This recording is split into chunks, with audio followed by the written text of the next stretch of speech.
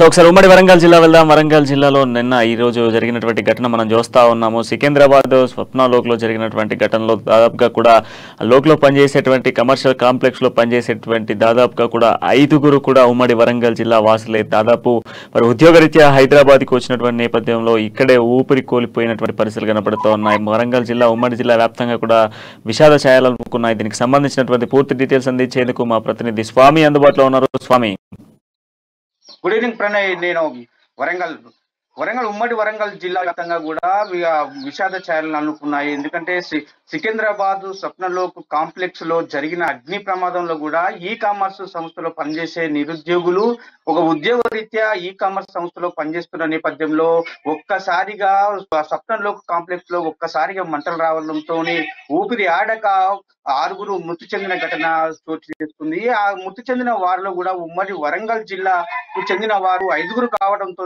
కూడా ఉమ్మడి వరంగల్ జిల్లా వ్యాప్తంగా కూడా విషాద ఛాయలు అలుముకున్నాయని చెప్పుకోవచ్చు. అట్లాగే చనిపోయిన 5గురు మృతుల్లో కూడా మూడు పదులు నిండని యువకులు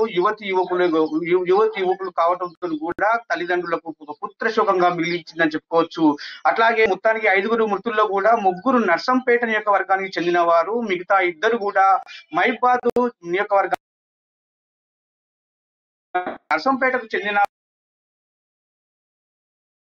ఖానాపురాన్ని మండలం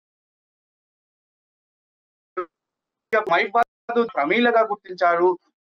కేసముద్రం ఇంటికన్నకు చెందిన ప్రశాంతులుగా మృతి చెందినట్టు కూడా పోలీసులు నిర్ధారణ చేశారు. అట్లాగే ఆ మృతదేహాలను తరలించేందుకు అక్కడ పోస్ట్ మార్టం అనంతరం కూడా ఇక్కడ స్థానిక ఎమ్మెల్యే గాని, పంచాయతీరాజ్ శాఖ మంత్రులు గాని, కేటీఆర్ మంత్రులతో అక్కడికి సంబంధించిన హైదరాబాద్ సంబంధించిన మంత్రులు తలసాని శ్రీనివాస్ యాదవ్ తో కూడా మాట్లాడి మృతదేహాలను తరలించేందుకు కూడా అన్ని ఏర్పాట్లు కూడా నర్సంపేటకు సంబంధించిన ఎమ్మెల్యే పెద్ది సుదర్శన్ రెడ్డి కూడా అన్ని ఏర్పాట్లు చేసిందని చెప్పి అమ్మని తెలపడం జరిగింది. అట్లాగే మృతి చెందిన కుటుంబాలకు కూడా ఒక్కొక్క కుటుంబానికి కూడా ఆర్థిక సహాయం 50,000 రూపాయలు ఆ దాన సంస్కారం క్రితం కూడా అందజేసినట్లు కూడా ఆయన తెలపడం జరిగింది. అట్లాగే మృతి చెందిన కుటుంబాలను కూడా మంత్రి ఎర్రబెల్లి దయాకర్ రావు మాత్రం